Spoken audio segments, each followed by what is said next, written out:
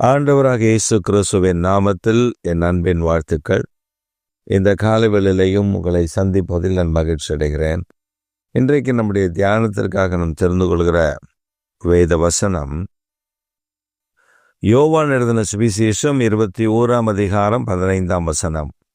யோனாவின் குமாரனாகிய சீமோனே, இவர்களிலும் அதிகமாய் நீ என்னிடத்தில் அன்பாய் இருக்கிறாயா என்றார். யோனாவின் குமாரனாகிய சீமோனே, இவர்கள் எல்லாரிலும் என்னிடத்திலே அதிகமாய் அன்பாய் இருக்கிறாய். இவர்களை பார்க்கிலும் இவர் எல்லாரை பார்க்கிலும் நீ என்னிடத்தில் அதிக அன்பாய் இருக்கிறாயா என்றார். ஆம், பிரியமான கர்த்தருடைய பிள்ளைகளே, அவருடைய நாமத்தை அறிந்து தேவனை நேசிக்கிற கர்த்தருடைய ஜனமே, ஆண்டவர் உங்களை என்னையும் பார்த்து ஒரு கேள்வி கேட்கிறார். நீ இவர்கள் எல்லாவற்றை பார்க்கிலும் என்னை அதிகமாய் நேசிக்கிறாயா? நம்முடைய நேசம் இந்த பூமியின் மேல் இருக்கிறது, பூமியில் உள்ள மனிதர்கள் மேல் இருக்கிறது, ஏன் பறவைகள் மேல் இருக்கிறது, மிருகங்கள் மேல் இருக்கிறது, ஊரும் பிராணிகள் மேல் இருக்கிறது. இவைகளை நாம் அதிகமாய் நேசிக்கிறவர்களாக காணப்படுகிறோம். நாம் வீட்டில் ஒரு நாய் வளர்த்தால் அந்த நாயை மிகவும் அதிகமாய் நேசிக்கிறோம். பூனை வளர்த்தால் பூனையை நேசிக்கிறோம்.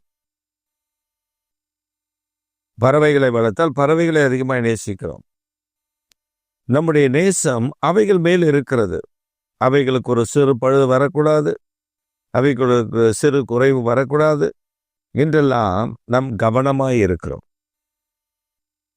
ஆனால் ஆண்டவர் கேட்கிறார், நீ என்னிடத்தில் அன்பாய் இருக்கிறாயா, நேசிக்கிறாயா? இப்ப குருவி வளர்க்குறவங்க, மீன் வளர்க்குறவங்க மீனுக்கு ஆகாரம் கொடுப்பாங்க. மீனுக்கு ஆகாரம் கொடுக்கறதுக்கு காலையில் கொஞ்சம் நேரம் ஸ்பெண்ட் பண்ணுவாங்க. குருவிக்கு ஆகாரம் கொடுக்க காலையில் கொஞ்சம் நேரம் ஸ்பெண்ட் பண்ணுவாங்க. நாய் வளர்க்குறவங்க நாயை கொண்டு வாக்கிங் போவாங்க. அந்த நாய் பார்த்து சொல்லும், ஏன்னா உனக்கு தான் கொலஸ்ட்ரால் பிபிலாம் இருக்குது, எனக்கு ஒன்றுமே இல்லையாடா, என்ன உயிர் எடுக்கிறீங்கன்னு அது கேட்கும். ஆனால் அது நம்ம காதில் விடாது. இதெல்லாம் அது கேட்கும். ஆனால் நம்ம வாழ்க்கையில் நம்ம பார்க்கிறோம், கர்த்தர் சொல்லுகிறார், நீ இவைகள் எல்லாவற்றை பார்க்கலாம், இவர்களை பார்க்கலாம், இந்த மனிதர்களை பார்க்கலாம், நீ நேசிக்கிற எல்லாவற்றை பார்க்கலாம், என்னை அதிகமாக நேசிக்கிறாயா?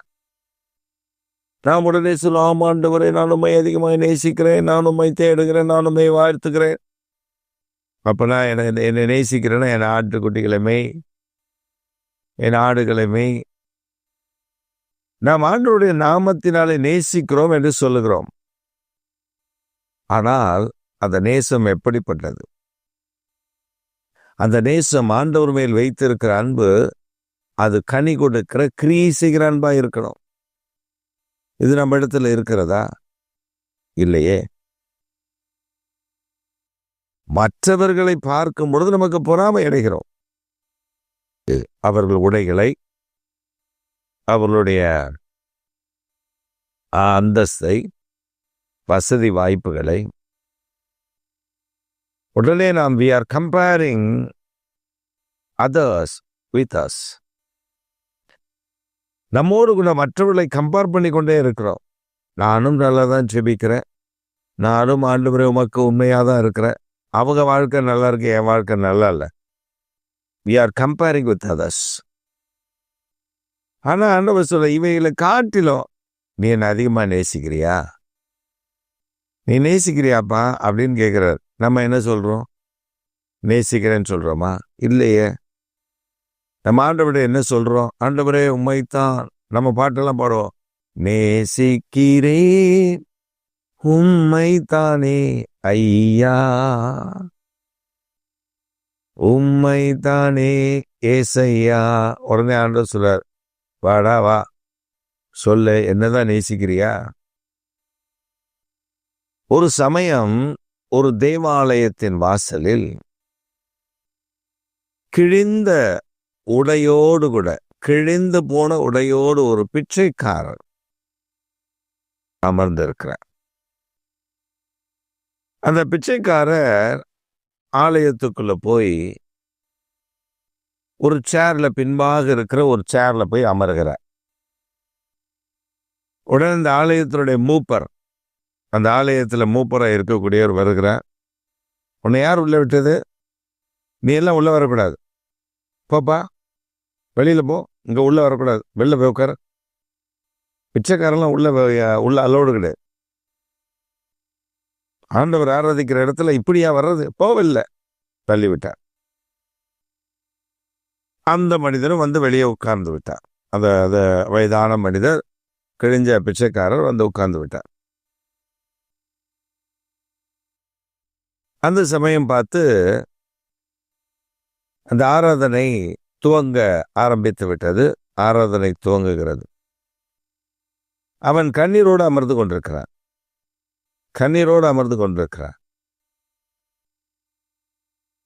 இந்த ஆராதனை வேளையில் உச்சகட்ட ஆராதனை ஆராதித்துக் கொண்டிருக்கிறார்கள்.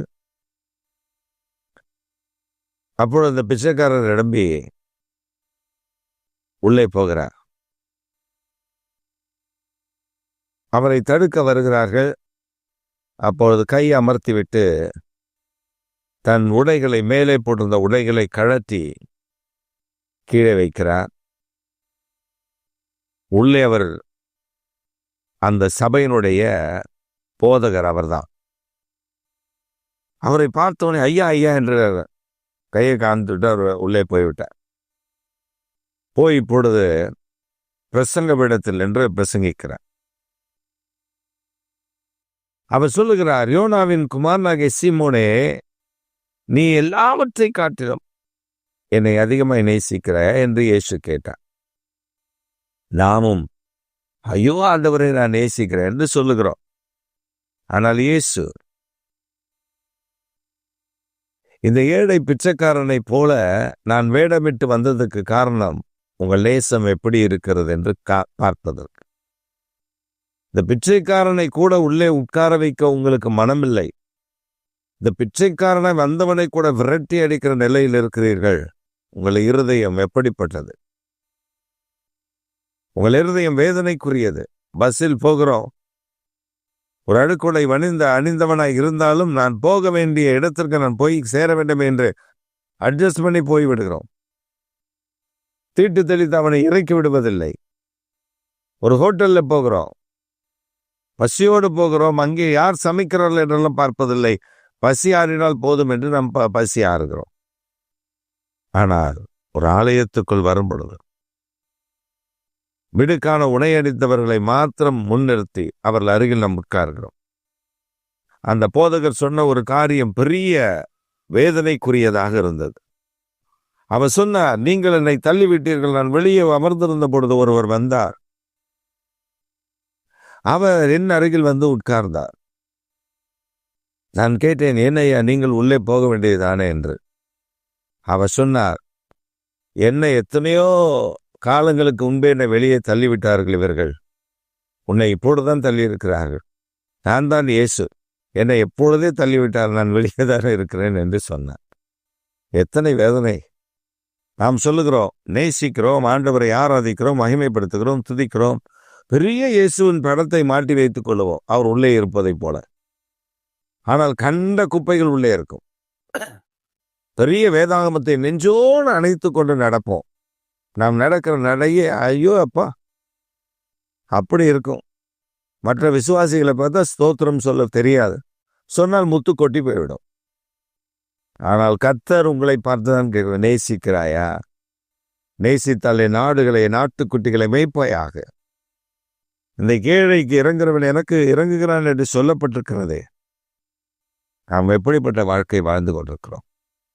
நேசிக்கிறோம் என்று பொய்யாய் சொல்லிக்கொண்டு தெரிவோம் என்றால் பரலோகத்திற்கு போகும்பொழுது அக்கிரம சிந்தைக்காரர்களை என்னை விட்டு அகன்று போங்கள் என்று சொல்லக்கூடுமா? அந்த நிலையில் இருக்கிறோமா? யோசித்து பாருங்கள்.